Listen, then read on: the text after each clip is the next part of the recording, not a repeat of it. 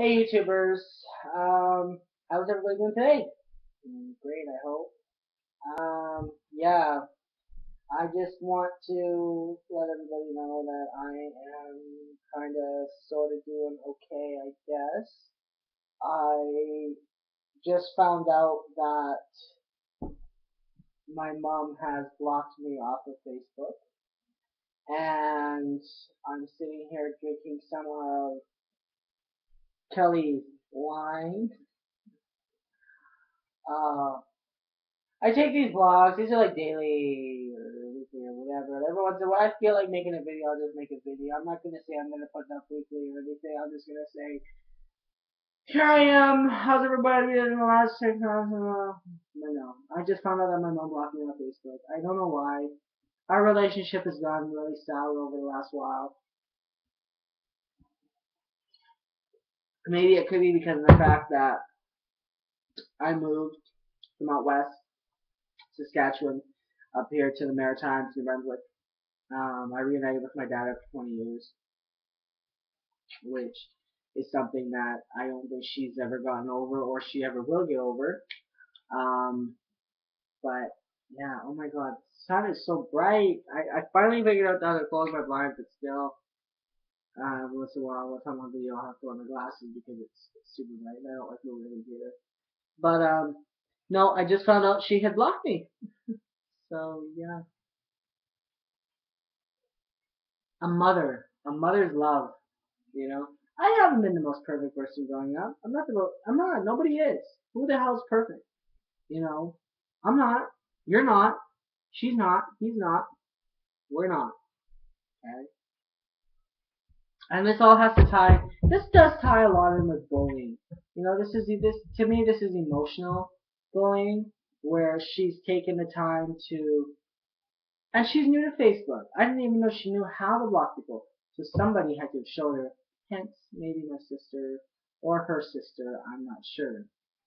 But I have a great feeling that it was maybe one of them. But oh well, that's fine. If I look at it this way, I am moving on with my life. Okay, I went from 3 years ago. Well, actually, let this be the story of my life. Okay. So this may be a little long. I'll try to keep it sweet and short. So back in back in 91, 92, my mom split up with my father, and quite af- quite quickly after they split, she fell in love with another, whom I presume to be my stepfather, and yeah, we did get along. Me and my mom were best friends when I was a kid, the best friends ever. We did everything together. I miss those years. I really do. Uh, So I thought, okay, well, so I have a dad. We're gonna do stuff and chill, play road hockey and catch, and you know what I mean. Have those father-son talks and whatnot. And yeah, once here, once there. I have to do admit he did do some things for me. You know, I went to school, got my homework and stuff for one of my teachers, and you know, when I had an issue, he was there, and the teacher had racked up against him. You know, kind of shook me up, and he was there, and so I have to admit that there was a lot of positive in that relationship, stepfather to stepson relationship, but there was also a lot of negative in the stepfather to stepson relationship. And a lot of the negative, I'll just give you some examples, where we would get into a fight and I threw a 32-inch TV out of the window downstairs. I have friends who can literally say that he's had me up against the wall by my throat, be dangling, who testify in court in regards to that matter. So I mean, those are just a couple examples of some of the things that has happened. Um, I was spoiled. I was a spoiled rotten little brat. Got whatever I wanted when I wanted. Doesn't matter. Got away with it. If I wanted to, I could get away with murder. Right? And my hair is such a mess. Ah. So anyway, yeah, get everything I wanted. In the year 1998 came along. and my sister was born. And that kind of took away my mother from me a little bit. But at first, when you're a kid, you don't really understand. I was 11 years old at the time. I didn't really understand, but at the same time, I did understand. And so my sister came into our lives, which was a blessing. She's the most beautiful thing in the world. She's my best friend. I consider her now more than anybody else in the world my best friend. And sis, if you're watching this right now, I really love you. You're my best friend. You're my BFF. You're my best BFFFFFF. It doesn't matter. You're there for me. I'm there for you. You believe in me. I believe in you. And I may not come visit as often, but please know this. I love you. I love you. I love you. So when my sister came along, all the attention went over to her, which is normal. I understand that now. That's normal. That's what life is like, and it's like that in every family. Um, so all the attention went to her, and I ended up, taking the heat for a lot of stuff. But like that's normal. Looking back now, at the time I was like, what the heck? Why is this all happening to me? Why am I getting the attention? Why am I getting the discipline for you know what I mean? For her actions? Why am I being punished for what she's done? Because she was the baby. She was the precious one. She was the girl. She was daddy's little girl. And I was like, it's normal. Looking back to me now, that's normal. So we grew up. We still had our issues. So she was born, and then I'm just trying to skim through my life here, because I don't want to take forever and have you hooked up on this YouTube forever, forever. So she was born, and that was fine. I grew up. So 98, 87, started in kindergarten, 8, 9, 90, 8, 9, 10, 11, no, 87, 88, 89, 90, 91, 92, 93, 94, 95. No, no, no.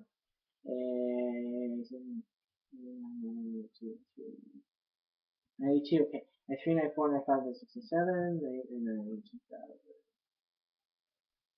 2000. So I was in grade 6. When she was born. Grade 5, grade 6. And let me tell you, elementary school, I was bullied, man. I remember one time my mom brought me McDonald's, and I remember a gentleman by the name of Mr. Dallas Abbott. And I am going to use personal names of those who have bullied me, because I feel that it's not a get back at you, it's to let the world know what you have done. And so there was a gentleman by the name of Dallas Abbott, whom this guy had tortured me ever since, all the way through high school, all the way through. And even after high school, I faced it a couple times. But, I got to the point after, last couple years ago where it was like, you know what? What's the point of even worrying? But anyway, this guy, my mom brought me McDonald's from North Battleford, because we lived in Glaston, and it's called Glaston Central School. And my mom brought me McDonald's, and I remember him and a couple of his friends, and I can't remember who else there was. Like I said, I blocked it out so hard from my memory. His name is the only name I can remember, because his face is there. I can just picture his chipmunk, fat, chubby chipmunk face when he was like in grade 4, grade 5, grade 5. He was fat when he was younger, but now he's like all hockey player. He's just fine and formed out. He's a good guy. I feel sorry for him. He's understanding bullying now as an adult perspective. It's looking back. I can see now that those who have put me down have had a lot of insecurities in their lives. Um, Things didn't happen at home. We might think that they have the perfect life, But when they go home, it's not. They get beat on by their father, or they get hollered at their mother, or you know what I mean. Like they don't have a perfect life. No, and what people don't realize with this whole bullying epidemic is, I'm John. I don't know what Joe's life is like. John's life is horrible. Dad beats him up all the time. Mom's an alcoholic. Joe's life, mom beats him up all the time. Dad's an alcoholic. Or they're on welfare. Or both parents are alcoholics. There's always, in somebody's life, there's always something negative going on. And when we look at bullying, we don't look at that aspect. We don't sit down and actually, if we were to sit down and talk with the bullies themselves, okay, and better their lives and find out what is triggering them to take out their aggression on other people, then I think that this whole bullying epidemic will stop. That's all that we need to do. We can sit here all we want and talk about how it hurts, what it is, how it happens, who it happens to. But the big question here, everybody, is why is it happening? What is causing it to happen? And I think, like I said, if we can sit down with all those who have bullied and sit and talk with them and maybe discuss, get help. It's we may think it's us that need the help, the person being bullied, but in reality, it's the bully who needs help. So, yeah, I've had my lunch stomped on. I've been beat up. I've been called names. Oh my God, all through high school was faggot, queer, you know, just horrible, horrible, horrible. I'm not even gonna even go through all the names because when I hear them, when I think of them and I say them, it's like wow, it it hurts to this day. It hurts, and it will hurt for the rest of my life because socially I wasn't accepted. I don't feel, and it didn't matter how hard I tried. It just it was life is hard. Um, and you can sit there and watch this video and you could be that narcissistic individual and say, well, he didn't have a hard life. Like, what's he talking about? He's just trying to make people feel sorry for him. And it's not going to work. Everybody's going to he's just wanting people to feel sorry for him. And no, it's not. I hate it. I don't know how many times I say this. I can't stand it when somebody feels sorry for me. I can't stand it when somebody goes out and buys me a winter jacket because I don't have one. I don't have one because either A, I don't want one, or B, I'm working on getting one right now, and C, I don't need your help because that makes me feel like I'm insubordinate to others, or not insubordinate, but you know what I mean. It makes me feel like I'm on the lower end of the food chain, and I'm not. I'm not at the top. I'm not the top. I'm not the bottom. I'm kind of, I'm mid-level right now. I'm working my way up. Okay. So yeah, that was fine. So my sister was born. They got married in '07. Um, and then in the year 2000, my brother was born. And once again, all the attention went from my sister to my little brother. And once again, that's normal. So yeah, bullied all through high school, called names, called down. Um, because my brother and sister being brought into this world, the relationship between me and my mother had started slipping. I think when my sister was born back in '98, it really started slipping. Because me and my stepdad never got along, which caused emotional and physical problems, like physical and stressful problems in me and my mother's relationship. Then having my brother come along did cause some emotional and stressful issues in me and my mother's relationship. I moved out at 16, moved back home, moved out, quit school, went back, failed, quit school, went back. Lived on my own for a while. I've pretty much been on my own since I was like 14. Having to fend for myself. I feel. I don't care what she says or what anybody else says, but that's just how I feel that I've had to live my life. And regardless, everybody's entitled to their own feelings and opinions. This is Canada. We live in, I think. So yeah, we've had this almost regression towards each other and resentment towards each other for the last, oh my god, I don't know. I've been in Moncton now for 2 years, and that's the tip of the iceberg. It really brings all this to a boiling point. Um, so my brother was born in 2000. I graduated in 2007. Uh, 7, 6, so since 2008, I would clearly and definitely say I have not lived at home. It's been 5 phenomenal years. Okay, I oh my god, 5 years, and in those 5 years, me and my mother's relationship has continued to decline. Um, I lived on my own for a while. I was assistant manager of a restaurant of a fast food chain, a fast food restaurant, Burger King. I should why I can't be so simple. I was an assistant manager for Burger King. I had my own place. Moved up in the world. Got my own 2-bedroom, beautiful apartment, laminate flooring. And then I was the retard and got kids for roommates because I felt sorry for them because I feel sorry for everybody. Where I don't want people to feel sorry for me, so it's kind of like hypocrisy in a way. Um,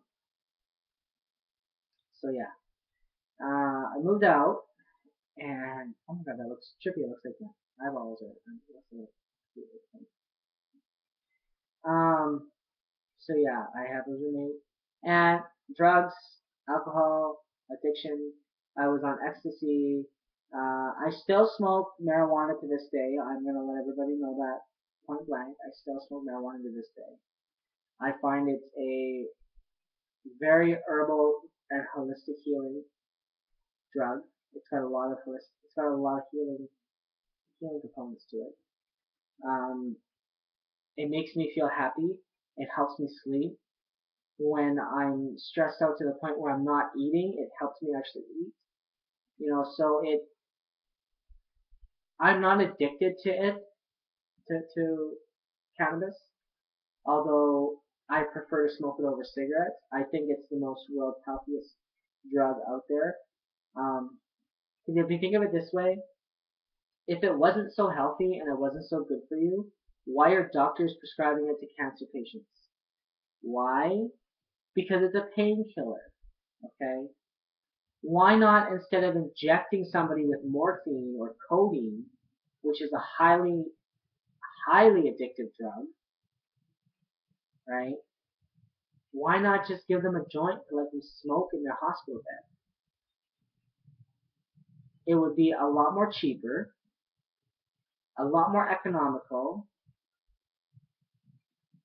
and it would so save on, like, you know, they wouldn't have to inject all these drugs into our systems. All we have to do is just sit there and roll up some leaves that the good Lord above gave us. So I got into cannabis, which I don't have anything against that. I'm a total advocate for it, but it's the other thing that I was into. I was into coke. I was into mushrooms. I was into ecstasy. I was into speed. I was into everything, everything. Advans, Advan 2 3s, Advan Ritalins. I would snort Ritalin. And it even got to the point where I was an alcoholic. I'm drinking now because I've got some regressional pain built up inside me, and I don't have any more cannabis left, so I have just a little bit of wine, which there's nothing wrong with having a glass of wine. The doctor says it's fine to have a glass of wine a day. There's only a glass left in the bottle, so don't want to waste glass and just drink the bottle. Um, So yeah, I was into everything. And yes, I understand that my lifestyle, I love differently. Okay. I am bisexual. And it doesn't matter what anybody says, nobody understands it because it is, there's days where I am more sexually attracted to males, and there's other days or nights where I'm more sexually attracted to females. And what I believe to be the underlying component of that issue of mine and why I choose to live the lifestyle I lead is because I did not have I did but I didn't, a father figure, okay, a father figure in my life. So I didn't have that male, it was just a female. Me and my mom were best friends. Me and my mom did everything together. I learned so much more that all my experience, most of the guidance I've gotten was from my mom. You know, I have my morals are from my mother. She may sit there and you may be watching this mom and you may be like, oh my god, what is he doing? He's embarrassing me. I can't believe he's done this. Oh my god, I've got to write him off my life. Well, you know what? Finding out today that you actually did block me on Facebook and how I found that out, and you can go ahead and lie all you want and let your nose grow as long as the Birmingham Wall. How I found that out was because you added a friend of mine to Facebook. And when I went to go on my old Facebook and find you, I found you.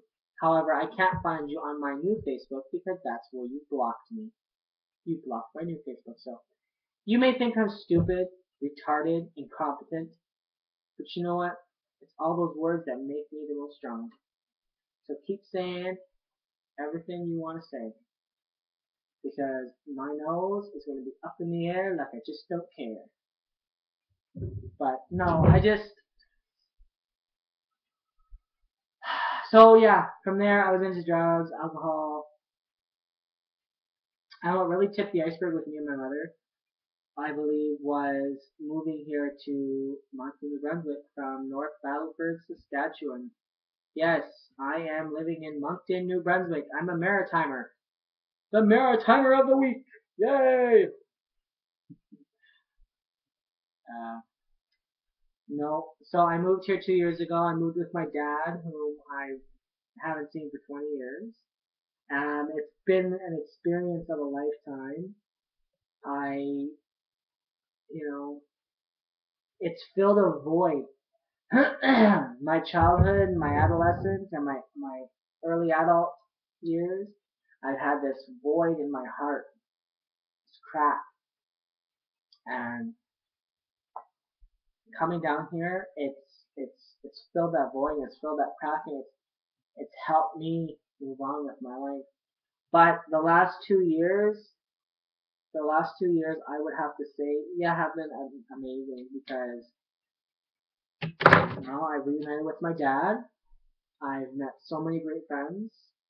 I have lost weight and I'm still continuing to lose weight. Um,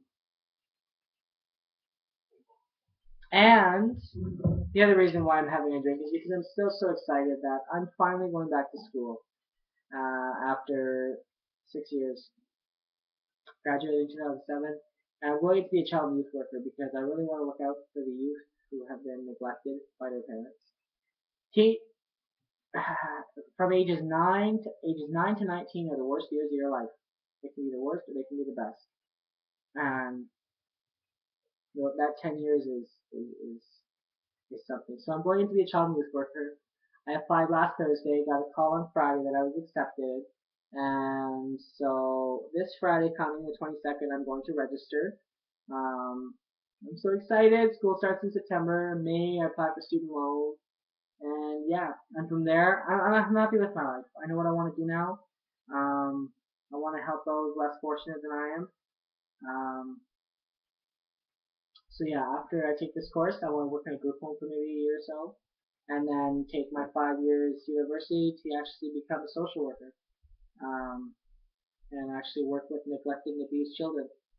Um, and it's just something that I really want to do, and I really feel I have the knack for, and it's going to be amazing. And I just know that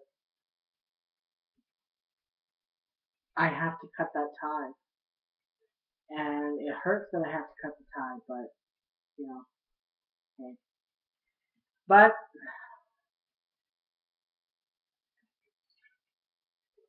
ah,